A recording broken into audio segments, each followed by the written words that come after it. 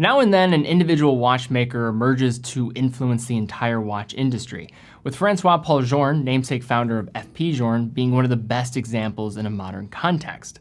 His meteoric rise as one of the best and most celebrated watchmakers has been well deserved. And although there is not one watch that is solely responsible for garnering up the fascination and demand for the brand nowadays, if you had to pick one though, it has to be their entry-level three-hand mechanical watch, the Chronomètre Bleu.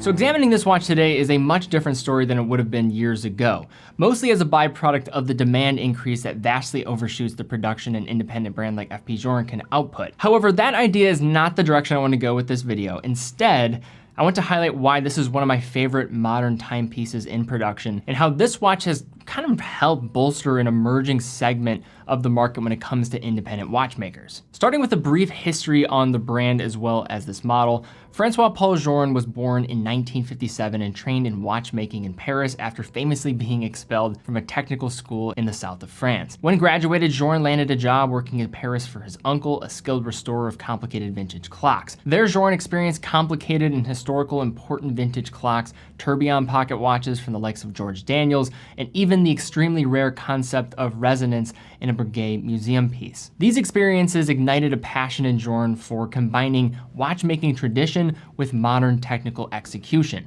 And by 1999, after years of creating complicated clocks, pocket watches, and prototype wristwatches on commission, Journe officially unveiled his brand with the release of the Tourbillon Souverain. While the initial reception was somewhat cool, given how different Journe's designs were compared to industry norms of the time, the brand caught on with enthusiasts who appreciated the level of in-house technical watchmaking that was taking place. In subsequent years, the FP Journe collection expanded to feature a number of now storied pieces, including the Resonance, Sonore Souverain, and the Chronomètre Souverain, released in 2005 that set the groundwork for the watch that we're going to be looking at here today. Despite Journe's early successes and prowess within the industry, the world of high watchmaking suffered as a result of the global recession of 2008, pushing FP Journe to think deeper about that entry point for the brand.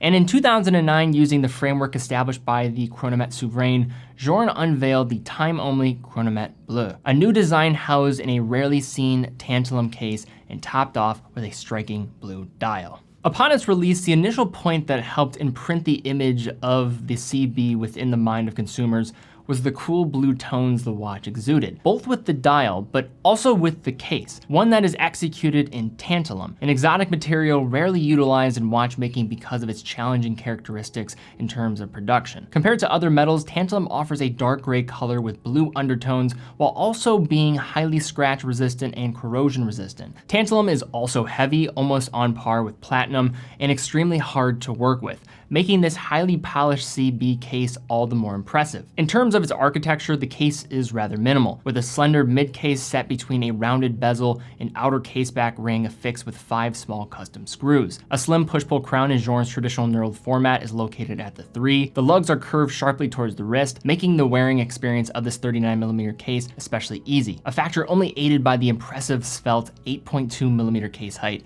and 45.5mm lug-to-lug measurement. On the wrist, the 39mm case diameter wears pretty true to its size, with the only exception being its weight offering more presence in that regard. Keeping the CB in place on the wrist is a 20mm crocodile strap with wider scales on the outer portions and smaller scales on the underside, being topped off by the signed tantalum buckle to match the case. The magic visually though with the CB is how the case and its blue tone manages to transition to the dial with uninterrupted fluidity. This flow of blue is where the watch both gets its name, but more importantly is where it has established its reputation. The dial has a bit of mystique around how it's produced over the years, with this model on display being serialized as one of the first 100 Chronomètre Bleus ever being made, being produced in the first 12 months after the model's unveiling. As Journe has progressed, they now operate their own dial manufacturer, and when visiting their boutiques, the painstaking process of developing these dials always seems to be brought up in conversation. It involves as many as 7 thin layers of lacquer that are each individually polished and dried before applying that next layer. The failure rate in this execution is rumored to be very high, around 60 to 80%, with only the rare perfect examples of making it into the final product. This involved production offers incredible depth to this glossy shade of blue that can appear anywhere from a deep navy to a black to the most electric shade of blue depending on lighting conditions. But one alluring attribute of this dial is the mirroring reflections that I have just never really seen to the same degree elsewhere. When examining at more dramatic vantage points, the markings of the dial appear to shadow, creating a 3D effect to a flat dial surface, where the numerals, minute track, and other dial markings look as if a double is lurking beneath its surface. This trick's inherent benefits create challenges, however, as it's also a strong contributor to the unorthodox reflections of light that this watch falls victim to. In order to make the watch unquestionably Journe, the watch includes a distinctive typeface for the brand mark, demarcated with a ring of large Arabics and the decentered sub-seconds resting between the 7 and 8 o'clock. All the markers and hands come in an off-white ecru color that contrasts wonderfully with the underlying surface. This dial is arguably as simple as they come from Journe, yet is still unmistakably a creation of his, with its fusion of classicism and borderline surrealism with its approach. Turning the Chronomètre Bleu over a sapphire exhibition case back gives way to an impressively hand-finished in-house caliber, the 1304. Despite being an entry-level movement by Journe standards, it still is a beautiful caliber. Executed almost completely in 18-karat pink gold, the manual wound 1304 upon first inspection presents 2 points that stand out. Firstly, the unorthodox layout of the bridges creates these deep chasms that serve as a canvas for the barleycorn guilloche set within and the tightly packed perlage beneath the isolated free-sprung balance. The bridges all come with a mirroring anglage along their edges and a uniform Côte de Genève finish atop. Their orientation opens up the movement remarkably for viewing by way of hiding the gear train on the posterior side of the movement, with only the escapement wheel and the pallet fork on display that feed energy from the 2 barrels. Now, the practice of using 2 barrels is commonly used by watchmakers as a way to maximize the power reserve by way of extending stored energy from 2 coiled mainsprings rather than just 1. However, in the case of Journe, the use of 2 barrels is not as much a pursuit of maximizing the power reserve, but instead ensuring optimal isochronism. In other words, when dealing with a coiled up mainspring, a reality or challenge that kind of just surfaces is maintaining a consistent flow of stored energy as the torque developed from the wind dissipates. This obstacle that arises as a mainspring unwinds can lead to challenges with inconsistencies of the balance's oscillation, therefore impacting timekeeping. By using 2 mainspring barrels, this helps counterbalance this challenge while optimizing chronometric performance. And to offer some anecdotal evidence with this decade-old example, I don't know the service history here, but still, it was running just 1 second off from perfect time a day. In terms of other general specs, the 22-jewel 1304 is composed of 129 individual components and operates at 21,600 vibrations per hour, 3 hertz. It's a non-hacking movement and has a power reserve of 56 hours. And as you're going to see indicated on the movement, it's going to be tested at 6 total positions. So now that we've went through the review portion of this video, let's talk a little bit more about the CB and its market position. I know I mentioned that I did not want to get so far into this, but when you talk about this watch in 2021, I think you do have to just kind of speak to this a bit. Now, about a decade ago, this watch was being sold for around $20,000 retail. And for several years afterwards, that was still a possibility. This watch really has gone crazy in the last few years or so. In the last 2 to 3 years, this thing has skyrocketed in price. And looking at current market value for these watches, they're around mid-80s to $100,000. Now, is this a $100,000 watch? No, it is not a $100,000 watch. But the reason and how this has gotten to this point makes a lot more sense compared to other examples of this in watchmaking, where you see things selling for multiples of retail price.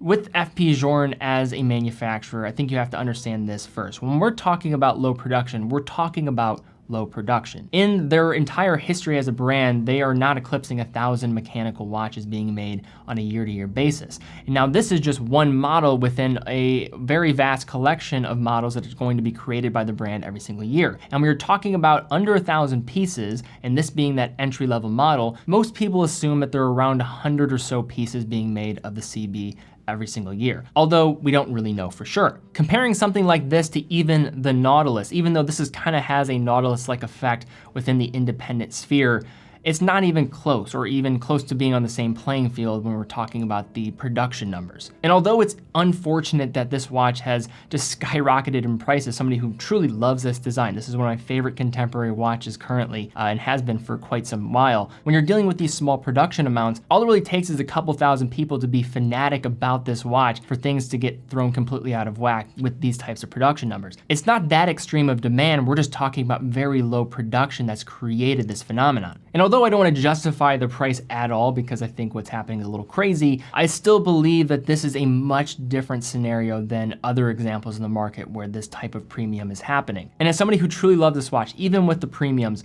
it's hard for me to put this thing down because I think it just has such a mesmerizing look and there really isn't anything else like it. And as we kind of look forward to watchmaking, I almost see this being the poster child of a shift in what's happening with this high-end world of watchmaking. It seems so many people are starting to get more fascinated with the world of independence, and I see this being increasingly the case as more people are trying to have a connection to the artisans that are making the watches. And when we look forward in 50 years or so, I think this is going to be looked back and revered even more than it is right now. Even though this is an entry-level watch for FP Journe, this is nowhere close to the most complex thing that he is making. It still, I think, is the poster for what many people think of when they are going to associate an image with the brand. I've always been entranced by the numerals and how it has this type of kind of Salvador Dali surrealist type look to it, while still infusing classic watchmaking elements that even Breguet would be proud of. But when it comes to the CB, it's a watch that has some conflicting takes,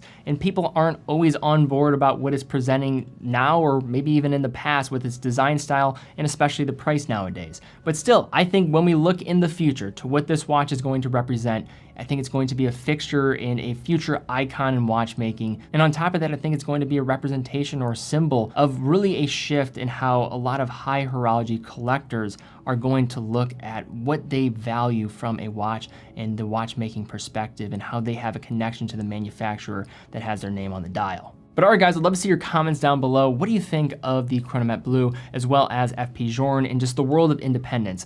I think the interesting concept with a watch like this, I mean, I'm a huge fan of just the looks from my own just personal preferences. But outside of that, just what is happening from a market dynamic standpoint, when you're dealing with these low production numbers, it doesn't take much to get things completely out of whack. I don't think that's a fault of anybody, but I think it's just a reality as independents, I believe, are going to become more and more popular, just given what's happening with a lot of just mainstream luxury brands and more people seeking exclusivity in a premium product that delivers things outside of what a traditional brand can deliver. This is going to be something that I think will be intriguing to monitor. But all right, guys, I hope you enjoyed this video. If you did, please give it a thumbs up, subscribe, and hit the bell icon. That does help out the channel and will be a great indication that you like coverage of these types of watches, and we'd be happy to do more of them in the future. Also, definitely check out TeddyBaldassarre.com, full authorized dealer of over 30 brands, quick and fast fulfillment, dedicated customer support, full factory warranty for all the products that we offer, and 9 out of every $10 we generate goes right back into the content we're creating here, helping to foster up a new generation of watch enthusiasts in the process. But guys, thank you guys so much for watching. Be well, and I will see you all very soon.